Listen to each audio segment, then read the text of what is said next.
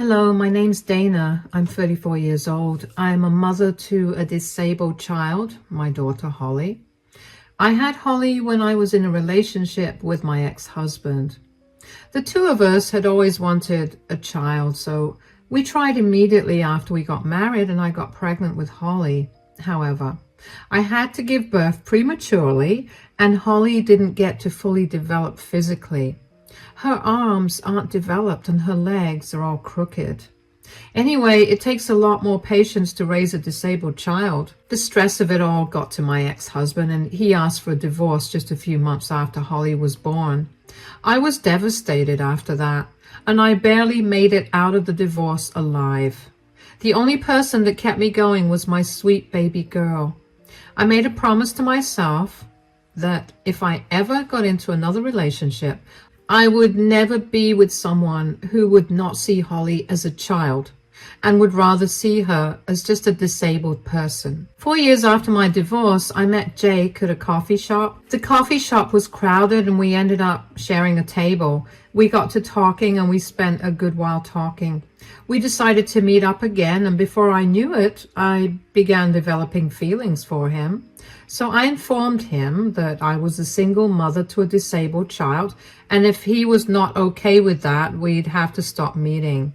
He told me he was okay with that, and that he had a daughter from a previous marriage. We dated for 1.5 years before we introduced each other to our kids, and I loved his daughter, Kiara. Not only because she was so sweet, but also because she got along so well with Holly. She treated Holly like a regular kid, and it made my heart melt. Kiara was significantly older. She was around 14 when I first met her, and even though good behavior is expected from kids at that age, it was still heartwarming to see her treat Holly so well. After we introduced each other to our kids, Jake and I decided to move in. Jake had his own home while I lived in a rented apartment, so we figured that Holly and I would move in with him. A few months after we moved in together, Jake proposed to me and I happily said yes. I was practically floating on cloud 9 after we got engaged. I never thought that my life could get any more perfect. Around Christmas time of our 3rd year together, Jake asked me if I'd be open to taking a family picture for us to put on Christmas cards that he could send to his family and friends. Of course, I was on board with that, so we decided on a day to get the pictures to get taken, and when the day came, I got Holly ready. Jake began to get impatient and called everyone to gather round. Okay, everyone, gather round. We're going to take a picture to put on our Christmas cards. Do we have to do this? Dad, I have to complete my homework right now. It's only going to take 10 minutes at best. Your homework can wait that long. Dana, come on. I'm here. Sorry, I was just getting Holly ready. I'll just park Holly's wheelchair here. Is that okay, sweetie? Yes, Mama. Oh, Holly, could you move yourself a little away? A little away? She's going to be out of the frame. Yeah, that's kind of the point. Excuse me? This seems a little too much for us. Come on, Holly, let's go play some Xbox. Thank you, darling. Gosh, look what you've done. Why do you always have to be so dramatic? Dramatic? What are you even talking about? You were the one who asked my child to be out of the picture. Yeah, because I don't want people to get disgusted when they receive our card. What? Oh, please. You and I know that Holly is an eyesore. Every time I see her in one of our pictures, I feel like the entire picture is ruined. Have you felt like this the entire time?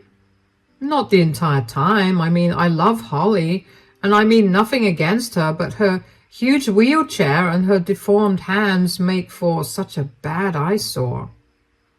Wow.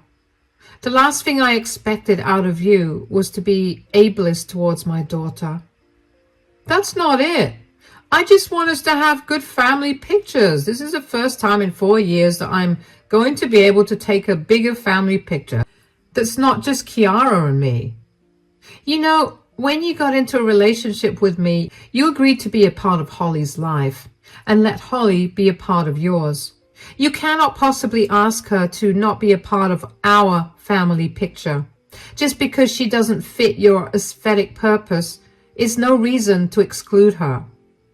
I told you that I meant nothing against Holly. Save it. If you truly loved Holly, you'd look past everything and you'd care more about her than some stupid need for a good picture. I'm going to grab Holly and I'm going. Don't even try to contact me. Oh, come on. It's not even that deep. We can take the picture with Holly. Don't leave. I couldn't believe what Jake said. He had never said anything remotely mean about Holly. He always treated her so well and always made sure that she was comfortable where we went. He was excellent with her, and I had always thought I hit the jackpot by finding him. Clearly, that was not the case. I never expected him to think Holly was disgusting. Jake followed me as I made my way over to Holly's room and grabbed a bunch of her things. He kept telling me that I was overreacting and that I didn't actually understand what he was saying. I didn't answer him at all and just let him ramble. I went to Kiara's room where Holly was and told her that we were leaving and wheeled her out of the house and into my car. I drove away to my mom's place. My mom looked very concerned when we showed up because I looked so pale. Once inside, I explained to Holly that we were going to be staying with my mom for a little bit, and Holly was understanding. I sat her in front of the TV and went into the dining room so I could talk to my mom. My mom was furious with Jake for the things he said and asked me if I wanted her to babysit Holly while I went and sorted things out. I told her that wasn't necessary. The thing is, my whole perspective of Jake changed the second he uttered those words. Gone was the kind and caring man. He was now just the same as my ex-husband, a disgusting, discriminating coward. I didn't see how talking to him would make anything better. I was filled with so much rage towards him that I wasn't sure if I could talk to him without being rude. Being rude towards him would not make me any different than him, and I didn't want to give him that satisfaction. I stayed with my mother for a week, and during that week, Jake kept blowing up my phone with texts and calls. I never responded to any of them. I may have calmed down a little over the week, but I was still beyond angry at him. But then, one day, Jake's mother, Sherry, called me. "Hi, sweetie, I hope I'm not disturbing you." No, I just gave Holly a bath and now she's watching TV. That's good to hear. I just called you because I needed to ask you something. Yeah? What is it? Have you broken up with Jake? I don't know. We just had a huge fight and I'm staying with my mother right now. Right, that's what Jake told me. He told me that you got mad because he asked that Holly move a little to the right and you didn't like that. I know that it's not my place to butt into your relationship, but don't you think that it's a bit much to get so mad at that? Jake's struggling at home and he's been calling everyone to see if we got in touch with you. First of all, Jake didn't just ask Holly to move to the right. He asked her to move out of the frame. Move out of the frame? Why would he ask that? Because he thinks that Holly is an eyesore that's going to make everyone feel disgusted. What? He cleverly left out the most important detail just to paint me in a bad light. You can ask Kiara and she'll tell you that he wanted Holly out of the frame. Oh my God, I'm so sorry that he said that. I never expected him to think that way. I never even raised him to think that way. I don't know where that came from either. He had never once displayed any signs of dislike towards Holly, especially over her disability. He used to always speak so highly of her whenever he met us. Or actually, now that I think about it, he was always bragging about how much care he took of her. Care? Oh no, he never took any care of Holly. We both decided from the start that we'd each only parent our kids and never the other. Oh, I had no idea. You know what? I'm going to do something about this. What do you mean? Because if you think that yelling at him or even just talking to him is going to change his mind, I don't want it. After talking to you today, I've realized just what a liar Jake is, and I don't want him to be a part of my life anymore. I'm fully on your side in this, but I don't plan on yelling or talking to Jake. I have a better idea. Just trust me, and don't break up with him as yet. But what are you going to do? Just hang in there. I'll call you in a few days and I'll let you know. I'm so sorry for assuming the wrong thing, by the way. But thank you for telling me the truth. You have nothing to apologize for. Jake was the one who manipulated his words, so it's okay. Take care until then. Bye. That phone call from Sherry was even more of an eye-opener for me. Clearly all the things that I thought Jake did for Holly because he loved her were not done out of love, but rather as a means for him to show off. The thought of that only made my anger flare up. The same girl that he was bragging about was too ugly to be in his pictures. The sheer audacity of that man to do that. And aside from that, he also conveniently left out what the fight was about. When I heard Sherry tell me that, it took everything in me to not be mean to her. She did nothing wrong to me. In fact, she was wonderful. She and I got along really well, and Holly loved her too. I knew that Sherry was only acting on information that Jake had given her. Jake knew how well Sherry and I got along, and I didn't know if this was his way of ruining our relationship. Given everything that happened, I wasn't too surprised that he'd be capable of doing that. What I didn't expect was for Sherry to be so on my side that she'd be willing to teach Jake a lesson for treating Holly so badly. I didn't understand why she felt so intensely about the issue as I did, but I chalked it up to her being a good person and someone who advocated for the disabled. While I was right about that, I didn't realize just how personal this issue was to her. A few days after my phone call with her, I got another call from her. I had been racking my brain about the ways in which she would take care of Jake, but I couldn't come up with a single thing. So when she finally called again, I couldn't have been happier than to find the answer that I was looking for. Sweetie, are you free right now? Yeah, why? Hold on, my mother wants to talk to you. Your mother? Why? Is everything all right? Yes, nothing to worry about. I was just telling her about what happened between you and Jake, and she wanted to talk to you. Oh, yeah, of course. I don't mind talking to her. Hi, darling. I'm Sherry's mother and Jake's grandmother. My name's Emma. Hi, Emma. My name's Dana, and Jake is my fiance. For now, at least. Sherry was just telling me about the mean things that Jake said. I'm so sorry that Jake said that. No, you don't have to apologize for anything. If you don't mind me asking, what kind of disability does your daughter suffer with? Well, she didn't get to fully develop in my womb. Her hands didn't develop, and her legs are crooked. She'll get into braces soon, but the doctors did tell us not to hold out much hope for that. I understand that. It must be really hard for you to see your child not getting the same treatment and opportunities as everyone else. I can't even begin to express how much that hurts. And hearing Jake say the same things that you know your daughter is going to hear in the future must have stung. Yeah, I want my daughter to grow up in an environment where she feels loved and accepted for who she is. I already know she's going to face a lot of issues in the future, so at the very least, her home should be a safe place. And if Jake himself thinks this way about her, then I'll never be able to give my daughter that. You're an amazing mother. I wish my parents were even half as kind as you. What do you mean?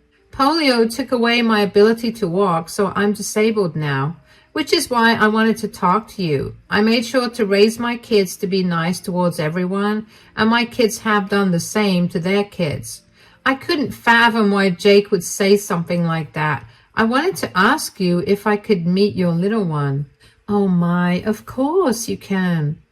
I'm sure she'd feel wonderful when she sees someone else who's just like her. I'm sure she'll feel that way too. Lord knows that I wanted that when I was younger. I'm hosting a birthday dinner for my 87th birthday this weekend. Why don't you two drop in? Oh, are you sure? I don't want to intrude on a family gathering. You will not be intruding at all. Just don't tell Jake anything. I'm going to humiliate him, and he's going to be crying for forgiveness.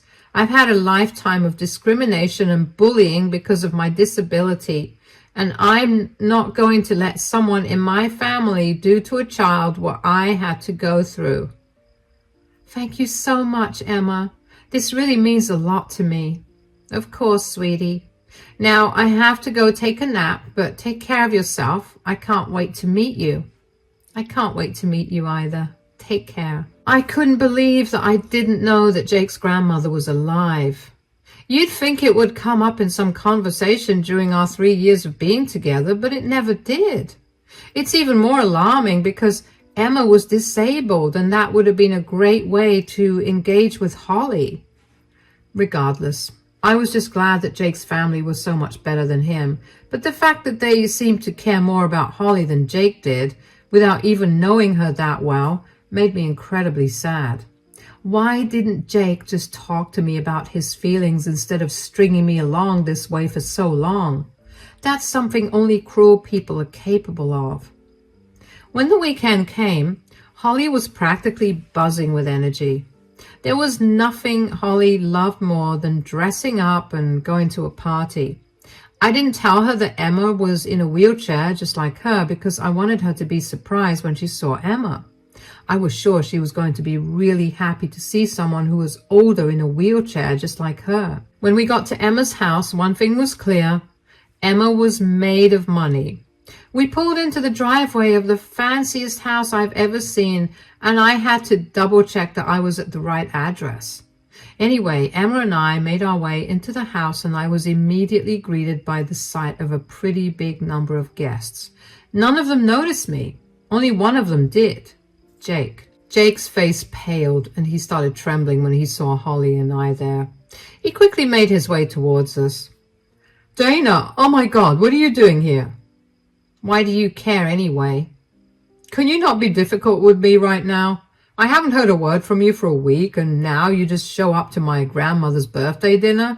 Do you have anything to say for yourself? I don't have to say anything. You are the one that needs to apologize. How did you even know about this dinner? She knew about it because I invited her. Hi, Dana, darling. How are you? I hope you didn't have much trouble finding the house. I'm doing good. And no, I didn't have any trouble with finding the house. How are you? I'm great. I barely feel like I'm a day over 60. Happy birthday, by the way. Holly, sweetie, wish Grandma Emma a happy birthday. Happy birthday, Grandma Emma. Oh, thank you so much. You're such a pretty girl, Holly. And you look just like me, but older. Holly. Oh, it's okay. She's only speaking the truth. Okay, sweetie, we can hang out some more in 10 minutes. For now, you can go play with my great-grandkids. Don't worry about taking Holly there. I'll ask Sherry to take care of that. Wait, Grandma, how did you know about Dana? I heard the two of you got into a huge fight the other day. Dana, you told my grandma about it? Does privacy mean nothing to you? Sorry, didn't tell Mom. Dana didn't tell Mom, but she told me only because I asked her.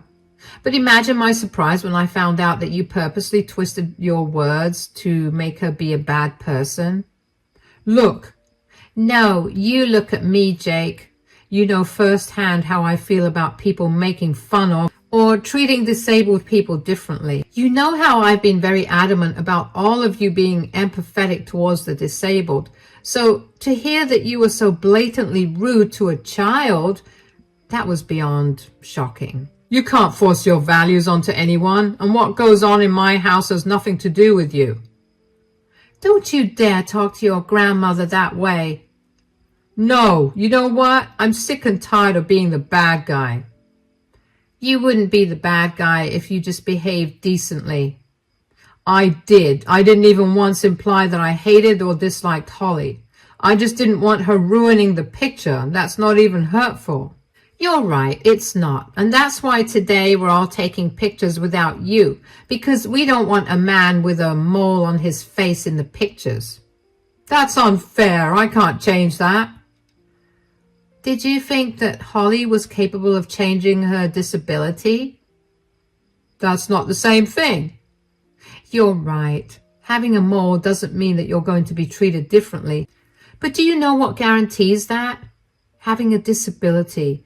I don't want you here. You deserve no place in this family. What? You can't kick me out. This is my house and it is my birthday. No one is going to go against me, so leave. Come on, Dana. I want to spend more time with you and Holly. Jake looked at Emma as if he had grown a second head. But Emma didn't pay him any mind. Instead, she grabbed my hand and made me follow her along to where Holly was. I heard later on that Jake made a big fuss about not leaving, but eventually his siblings kicked him out. Jake did not leave without cussing the entire family out for their weak-minded opinions. No idea what that means, nor do I care about it. Emma, Holly, and I ended up having a good time that night. Emma got along really well with Holly and kept telling her stories about all the crazy things she'd done. Holly was more amazed that Emma could do all of those things while in a wheelchair than the fact that Emma had done such crazy things. Sherry came up to me when she managed to get me alone and gave me a big, warm hug. She apologized for Jake's behavior and thanked me for giving her a chance. She told me that she raised Jake to be much better than this, so she didn't know where these thoughts came from. I mean, I imagined that growing up around someone who was disabled would make one more empathetic towards the disabled, but in Jake's case, it went the complete opposite way. Jake's siblings and I also got to talking. We had briefly met each other a year ago, but we didn't actually get to talk. They were all such lovely people who practically showered Holly with kind words. How Jake was related to all of them is beyond me. The dinner went really well, and I felt happy for the first time after Jake and my big fight. Both Holly and I went back home with the biggest smiles on our faces. But that joy did not live very long. Just 2 days after the party, Jake came over to my mother's place and began banging at the door and yelling for me to open up. I quickly put my mom and Holly into one room and told them not to come out unless absolutely necessary. I took a deep breath and opened the door. I didn't even get to say a word before Jake started yelling at me. Did you have to kick me out of my own family gathering that way? What in the world are you talking about? Don't act all coy. You know that you did that on purpose. What did I do? You purposely painted me in a bad light. Now none of my family wants to speak to me, and I've also been taken off my grandmother's will. Do you know how much I was counting on that? Why would you blame me for your disgusting ideas? It was one picture. You could have just talked to me about how you felt instead of ratting me out to my family. I did tell you that it wasn't a nice thing to say. You told me that your ideal picture was more important than my feelings. Oh, you've ruined my life. I knew that being in a relationship with a mother of a disabled child was a bad idea. Who asked you to be with me? I warned you clearly when we first started dating that my girl would be my priority. And if you did anything to hurt her, we'd be done. I didn't know how intensely your family felt about the disabled, but I'm very glad that they do, because it shows me that you're the only one with disgusting values. I'm going to make you pay for what you've done to me. What do you want me to pay for? A lesson in ethics and morality? Because I hope what's happened here has been enough. You're impossible. You need to talk to my mom and my grandmother about this. Tell them you are lying and get them to talk to me again. I don't have to do any of that. I did not lie, and they're angry at you for not only saying disgusting things, but also for lying to them. You started this, so you can finish it yourself. Goodbye. Nothing felt more satisfying than slamming the door shut in Jake's face. Jake looked stunned when I told him that he was at fault for what he did, and I don't know why either. How much self-awareness and common sense do you have to lack to not see what you're at fault in? Jake kept ringing the doorbell to get me to come and talk to him. I simply told him through the door that if he continued to remain on my mother's property, I would call the police. He left pretty quickly after that. Good riddance. Needless to say, the engagement got called off. Jake and I broke up and things went back to normal after that. The only change was that Sherry and Emma became a new constant in our lives. Emma and Holly pretty much became best friends, and Holly always asked to go over to Emma's. It was so heartwarming to see Holly feel like she wasn't different and to see her in her element like that. Sherry and I became close too. She was a lot like my mother, and it felt comforting to be around her. Jake was actually cut off from the rest of the family. Sherry told me that while it hurt her to do that, what hurt even more was to see Jake have such views even after being around a disabled person all his life. I understood her pain because I too lost someone I loved so much. The last thing I expected was a partner who was ableist. Turns out it wasn't only Sherry and Emma's side of the family that cut Jake off. Jake's daughter, Kiara, also decided that she was done with her father. As soon as she turned 16, she moved in with Sherry. Jake never tried to fight for custody because he thought that Kiara was also brainwashed with his family's ideals. I can't believe that I had ever loved him, but I was glad that I got to spend more time with Kiara and that Kiara and Holly got to be with each other again. I only had to meet Jake one more time after we broke up, and that was only to move my things out of his house. Jake did not hold back from insulting me and throwing all kinds of words at me for ruining his life. I barely paid him any mind, and that only angered him more. It got to a point where he lunged towards me, but thankfully I saw him coming towards me out of the corner of my eye and moved out of his way. I told him to keep his anger to himself, and I will call the cops myself and get him arrested for trying to hurt me. Jake huffed and left the house. I quickly grabbed my stuff and practically ran out of the house.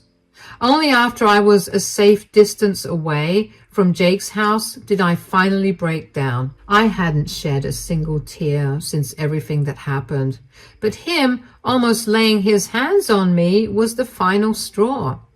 Of course, I got a restraining order against Jake because I didn't want him to get anywhere near me or Holly.